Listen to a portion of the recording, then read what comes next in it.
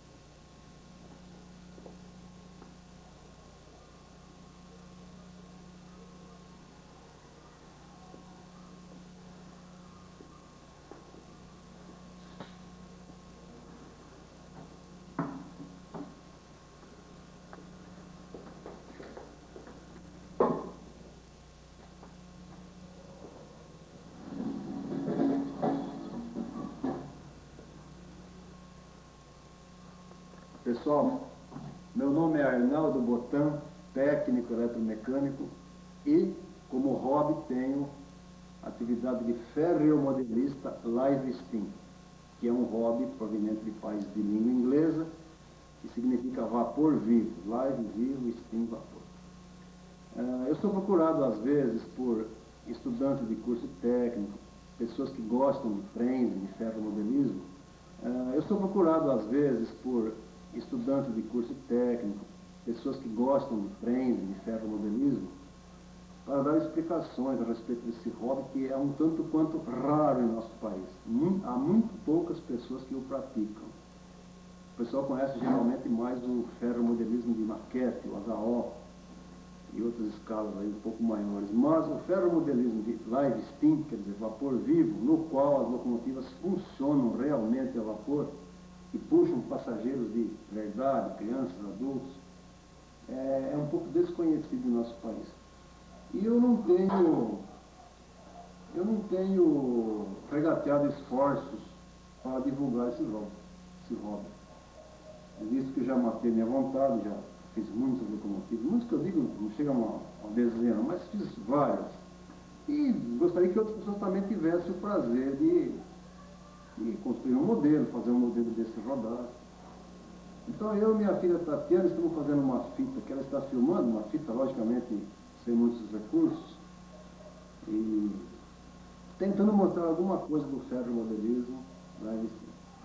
Como eu disse atrás, é um hobby proveniente de países de língua inglesa. Inglaterra, Estados Unidos, Canadá. Então, é um hobby um tanto quanto sofisticado. No Brasil ele é pouco conhecido. Eu descobri esse hobby, essa modalidade de ferromodelismo, vendo numa livraria siciliana no centro de São Paulo, uma revista na qual havia um garoto, inglês logicamente, comandando um pequeno trem a carvão, e ele ia com a pazinha de carvão no trem, praticamente era uma revista. Não vi muitos detalhes, mas a partir daí, para mim, foi amor à primeira vista. Eu fui já atrás de...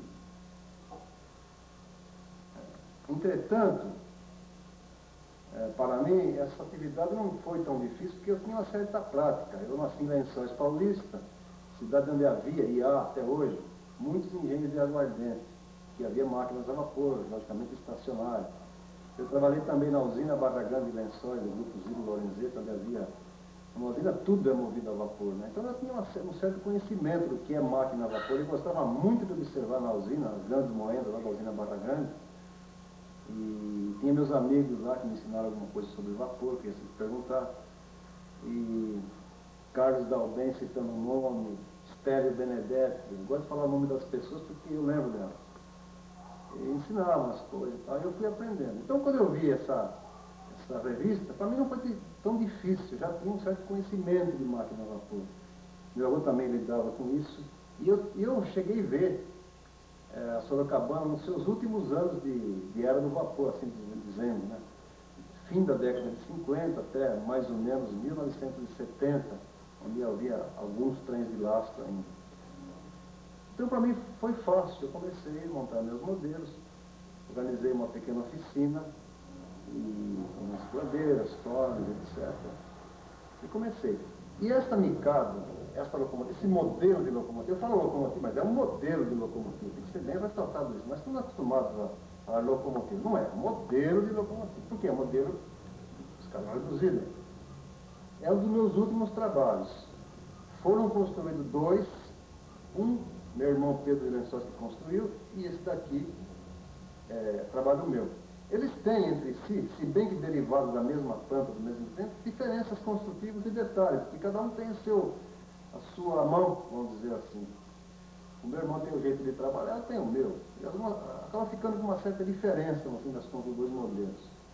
Mas, na verdade, são dois praticamente iguais do que tange a que interessa, que é caldeira, mecanismo motriz,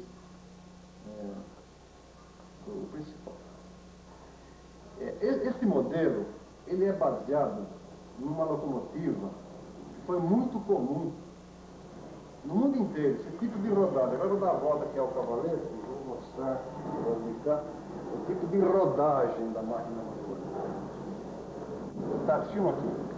Esta posição aqui que vocês estão vendo de braçagem do mecanismo motriz é a posição usada, geralmente, por tradição, é a posição usada para fotografar ou filmar. É mais ou menos o que acontece com relógios de ponteiros, 10 e 10. Quase todos os relógios aí nas lojas de relojoaria, você vê sempre em 10 e 10. Sempre tradição. Assim também a locomotiva mostra bem todas as braçagens desencontradas, então a pessoa pode ver. Ou seja, isso aqui é a melhor posição para ser vista. Mas pode fotografar em qualquer posição. Mas digo que há sempre uma tendência de a gente fotografar a locomotiva naquela posição. Então, uma locomotiva a vapor, máquina de combustão externa, que é a locomotiva, é uma máquina de combustão externa, para diferenciá-la do motor a explosão, que é uma máquina de combustão interna, derivada depois. A locomotiva é predecessora do motor a explosão. A máquina de combustão externa é predecessora da máquina de combustão interna, que é o motor a explosão. Por que combustão externa? Porque a combustão não acontece dentro dos cilindros, a exemplo dos motores a explosão. Não.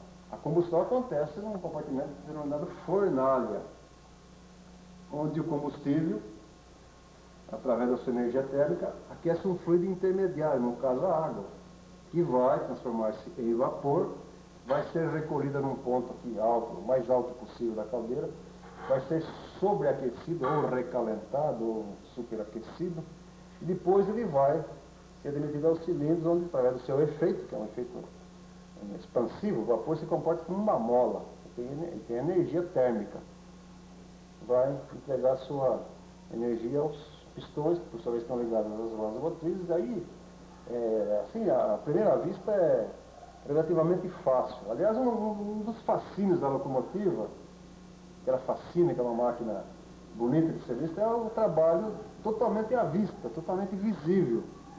Todas as peças que também existem dentro do motor a explosão, ou seja, pistão, cilindro, biela, contramanivela, eixos, girabrequim, pino motriz. No automóvel não é visível, né? Na locomotiva a diesel. Mas a locomotiva a vapor é totalmente visível. Isso é muito bonito de ver, para quem gosta de mecânica é um prato cheio. Aliás, a máquina a vapor em si é quase que um sinônimo de mecânica. Mecânica e máquina a vapor são praticamente são uma coisa só, né? Não podem existir em separado. Mecânica eu falo a mecânica com M maiúsculo, mecânica em geral, certo?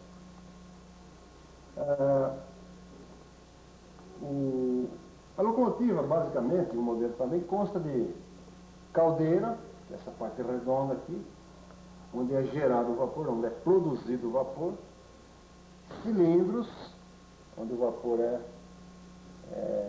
transformado em trabalho, braçagens, né, e mecanismo motriz, rodas, truques dianteiro e traseiro, tender, que é o carrinho que acompanha, sempre a locomotiva é acompanhada por um tender. Há locomotivas em que o tender não existe. Os tanques de ar são lateralmente colocados aqui a caldeira, Geralmente é um percurso curto, trem subiu, mas geralmente a locomotiva a vapor típica tem o seu tender. Quer dizer, atendedor. Do inglês tender, acompanhar. To tend, acompanhar. Então esse carrinho acompanha com o combustível, vocês estão vendo aqui, no caso aqui é lenha, aqui casa, e a água, o funcionamento da máquina. A partir da parte traseira do tender começa o trem realmente. Então o tender e a locomotiva praticamente é uma peça só. E esse engate aqui entre o tender e a locomotiva é um engate mais, não é engate de ficar abrindo toda hora, é engate de segurança. É realmente uma barra. Para ser desengatada precisa que haja uma ação diferente e mais complicada que desengatar o próprio engate normal. Se caso houver uma abertura aqui, a máquina separada do tender, é um acidente terrível. A equipagem vai cair tudo aqui no chão, vai haver morte da pessoa. Então é um engate forte, o engate não é separado com frequência. É um engate flexível, porém, diria quase que permanente. Esse modelo aqui, como eu tinha falado, já deriva da Mikado, que é uma locomotiva muito fabricada no mundo inteiro, e tem uma rodagem chamada na classificação White de 282. Por quê? Ela tem 2 rodas guia à frente, depois 8 rodas motrizes, que são as de tração, e mais 2 de suporte atrás, que serve para suportar a parte traseira da caldeira. Então, o número de classificação segundo o sistema White é 282, Mikado. Esse tipo de locomotiva foi muito bom, muito usado para cargas leves, até pesadas, às vezes dependendo da ferrovia. E ela foi muito produzida porque se revelou um tipo adequado. Muita potência, boa, tinha como colocar boa superfície de grelha, ela se inscrevia muito bem nas curvas. É como diríamos um projeto de sucesso, como o Volkswagen, o Opala, o Fusca, o Opala, o avião DC-3, são projetos de sucesso. Foram construídos centenas de milhares de unidades porque realmente eles eram boas.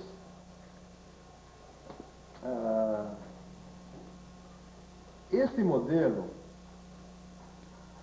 ele trabalha com 80 libras de pressão, mais ou menos 6 atmosferas. Ele tem combustível, está adaptado para queimar lenha, mas pode, se for o caso, queimar carvão, mineral ou vegetal, ou até fazer uma adaptação para queimar óleo. Eu gosto mais da lenha, porque é mais realismo você encontra na combustão da lenha. Então você tem que carvoar aqui a caldeira e é como que uma arte. Assim como uma de verdade tem uma certa arte, no modelo também existe uma certa técnica. Você fazer o fogo, manter o fogo a proporção certa, sem nem ser de mais, nem ser de menos. Tá, vamos filmar agora o mecanismo motriz, que é a parte mais interessante. O mecanismo motriz, propriamente dito da locomotiva, que é a parte que a gente gosta mais de ver, né? Que vira, que funciona, que chama mais atenção da locomotiva, consta cilindro e distribuidor. O cilindro é a parte que é realmente o motor, essa parte redonda aqui, dentro da qual estão os pistões. São 2. Direita e esquerda. Essa parte menorzinha aqui chama-se distribuidor. E é um órgão que tem a finalidade de distribuir o vapor para que ele realize o seu trabalho, empurrando o pistão ou o êmbolo e depois trazendo-o de volta. Esse aqui é o distribuidor, esse de cima. E de baixo é o pistão propriamente dito, o cilindro. Cilindro e pistão, um fica dentro do outro. O motor seria. Saindo do pistão você tem as paralelas, que dão suporte à haste do pistão. Visto que a máquina a vapor é de ação dupla. Você tem ação em ambas as faces do êmbolo. Diferente do motor a explosão, que tem ação só numa das faces, por exemplo, a superior. No caso do motor vertical, por exemplo, 6 cilindros em linha. A máquina a vapor não, você tem ação na cabeça do êmbolo e na parte traseira. Então a máquina é de ação dupla. E para dar resistência mecânica à ponta da haste, essa peça chamada cruzeta corre entre meio a dois paralelos. São paralelos superiores, superior e inferior. Às vezes há um só, conforme o tipo de locomotiva. Às vezes há dois. Até de quatro, às vezes, em algumas máquinas antigas existem. Para que esse paralelo tenha a função de evitar a flambagem aqui da haste. Evitar que a haste envergue, porque a força aqui ela faz muito grande. Dá o apoio. No motor a explosão, o próprio pistão já dá o apoio. A biela sai de dentro do pistão. O pistão já tem a função de ele mesmo, já é sua paralela. Porque ele tem um... Às vezes ele é mais comprido em comprimento do que em diâmetro. E ele tem uma certa tendência a se autoguiar, né? Máquina a vapor não, tem que ter essa cruzeta. Saindo da cruzeta você tem a biela ou puxavante. Biela ou puxavante. O puxavante, por sua vez, encontra aqui a roda principal, a roda motriz principal, através do pino motriz, que é um pino colocado aqui na posição estratégica, através dessa biela. E da força que ela faz sobre o pino motriz, provoca um movimento na roda. Ligando a roda principal com as outras três, que também são motrizes, as quatro são motrizes, porém a que vai sair o movimento é uma delas, que no caso da Mikado é a terceira motriz, ou o quarto eixo. Os ferroviários chamavam de eixo 1, 2, 3 e 4. Eles contavam também os eixos guia, mas isso não é o caso agora. Então, no caso da Mikado, ela recebe movimento na terceira roda motriz. Poderia ser uma segunda, no caso de uma Norte. No caso da Mikado é a terceira. Uma delas recebe um movimento. O pino motriz que recebe o movimento do puxavante. E esse pino motriz liga as outras rodas através da chamada braçagem, que é essa barra que trabalha no movimento paralelo, ela é sempre paralela ao trilho. Ela acopla todas as outras rodas não principais. Às vezes eles chamam de motrizes e motoras. Certo? Para que o distribuidor funcione sincronizadamente com o cilindro e com o pistão, é preciso que ele tome movimento do pino principal, leve-o para um mecanismo aqui chamado quadrante, que através de outras peças chamadas barra radial, vou explicar melhor depois. Barra radial, alavanca de combinação e bracinho transmite o movimento sincronizado do cilindro e permite várias coisas. Primeiro, que o trem possa inverter de marcha. Você quer ir para frente, quer ir para trás. Segundo, que se permita a variabilidade do vapor em marcha. Aliás, a variabilidade da expansão do vapor em marcha. Porque a máquina a vapor de uma locomotiva ela tem diferentes graus de expansão, que podem ser mudados à vontade do maquinista. Então, esse sistema aqui foi inventado, isso aqui chama-se quadrante de Walcha-Ertz, ou de Walcha-Ertz. Elzinger, são dois inventores, mas prevalece geralmente o nome de Walcha-Ertz, ou Walcha-Ertz. É um mecânico belga, que em 1844, se não me engano, patenteou esse dispositivo. Muito bem bolado, que praticamente foi usado no mundo inteiro por todos os construtores de locomotivas a vapor, até praticamente o fim da era a vapor. E no modelo nada melhor do que seguir esse layout, esse desenho, porque realmente ele funciona muito bem. Isso aqui tudo chama-se sistema de distribuição. Porque há outros, o Stephenson, do próprio inventor da locomotiva, também é muito bom. Há o Baker, Young, tem vários, eu não sou nem especialista, nem sei falar muito sobre os outros tipos de mecanismos, porque eu nunca construí, sei assim só por teoria. Eu gosto mesmo desse daqui e do Stephenson. Voltando a...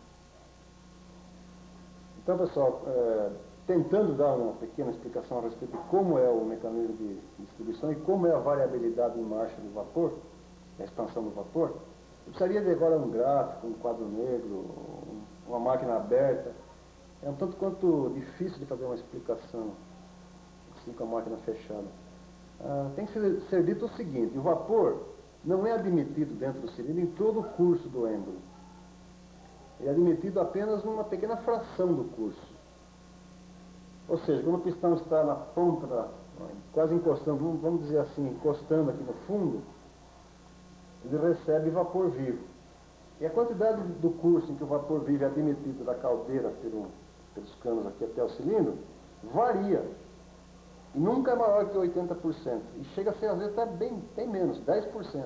E o que dá a variação? Esse dispositivo chamado quadrante de Wall-Schertz.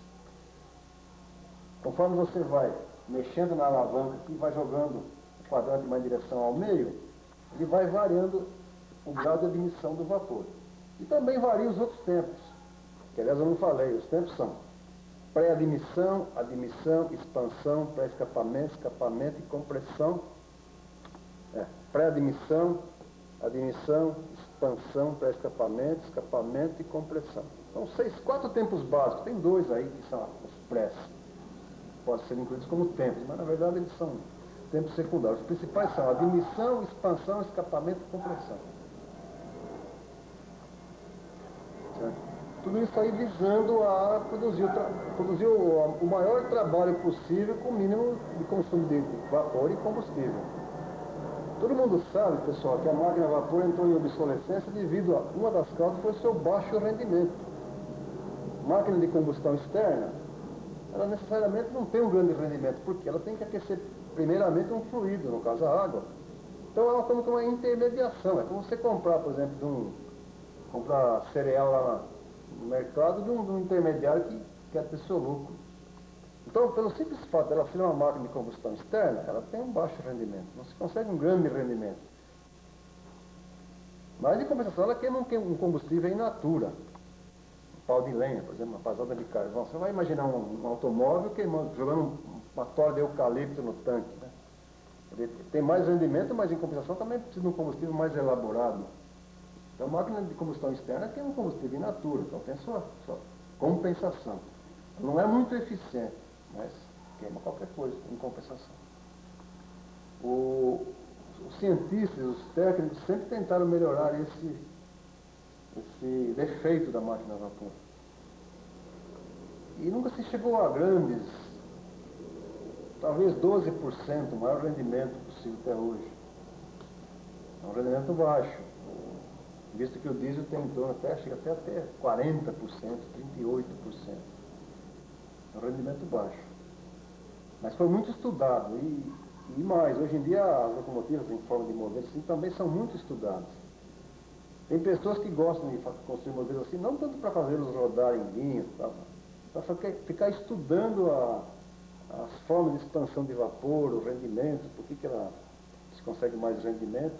Porque aqui tem uma lei, são as leis e os ciclos de Carnot, que definem que todo o calor não pode ser transformado em trabalho. Não é impossível a transformação total de todo o calor em trabalho. Sempre há uma perda. Certo? E no modelo também há essas perdas, e são até maiores que a de escala real, porque ele é menor. Quanto menor é um ser, um organismo, mais perda ele tem, porque a proporção entre a superfície e o volume é desfavorável. O modelo também tem, mas não é muito, não. Esses modelinhos desde que bem construídos, eles têm um bom rendimento, não cai tanto. Eu não saberia dizer quanto que é o rendimento dessa locomotiva, mas não sei se... Não interessa muito nesse tipo de hobby, porque aí cai no terreno da pesquisa pura, e não é esse o nosso escopo. Nós gostamos disso daqui para relembrar o passado, porque a gente gosta de trabalho manual, porque eu vi as locomotivas passar na minha terra. Então, são outras as motivações que levam a pessoa a procurar lidar com esse hobby. Mas tem aqueles que gostam muito da pesquisa pura, da parte que acontece dentro da expansão do vapor, estudar os ciclos de Rankine, não sei bem a pronúncia do especialista, mas são ciclos, igual o ciclo Otto, ciclo diesel, ciclo Stirling, existem esse estudo, não é a finalidade nossa. Vamos falar agora sobre alguns acessórios da locomotiva. A locomotiva tem, como toda máquina, os acessórios, as partes principais, que nós já falamos, e os acessórios, que são o areeiro, o farol, sino, válvula de seguranças, o injetor, torneiras de purgação e lavagem, lubrificadores, que nesse caso estão do lado de lá, como vocês estão vendo, os macacos para caso de descarrilamento, a equipagem era obrigada a ir dando o primeiro socorro. Se fosse necessário, chamar-se-ia depois o guincho, ou mais socorro, mas de imediato a equipe maquinista, foguista já tinha que ir lá para frente e tentar ver o que dava para fazer. Então a máquina levava sempre macaco, um par, geralmente, e cambotas que ainda não foram feitas. Esse modelo na verdade não está bem completo, ainda falta numeração, placa do fabricante, né? Tá, falta alguma coisa. Então tem seus acessórios. Ela tem aqui dentro, no caso aqui vou mostrar um acessório especial de modelo, que é a bomba de emergência, que tem só nos modelos.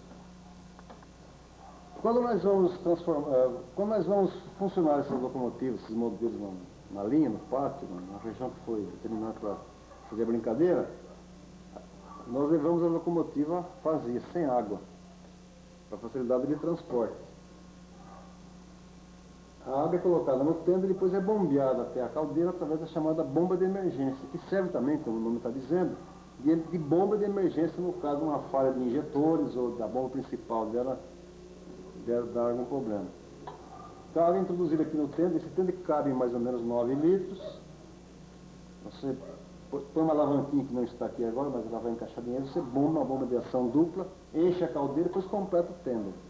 Essa bomba praticamente não vai funcionar. Aqui sobre o tendo é o banquinho do maquinista. Esse aqui é o banquinho, tá? Filma aqui, o banquinho do maquinista, estofadinho e tal, puxado. Ele vai aqui. E vai também um estribo. Esse estribo vai aqui.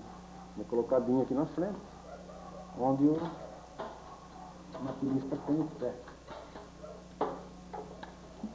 O maquinista senta aqui e põe os pés aqui, vai comandando a locomotiva.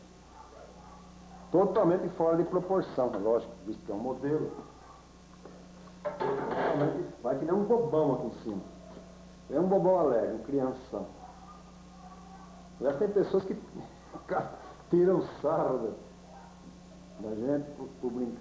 Eles falam assim, vocês vão brincar de trenzinho? Você já está quase de barba branca e vai brincar de trenzinho? Eles confundem isso daqui com brincadeira. E pode, e de fato é. Aliás, o ser humano é o único que faz brincadeira até depois de velho, né? Todo animal depois de velho fica sisudo, menos o ser humano. Brinca até morrer.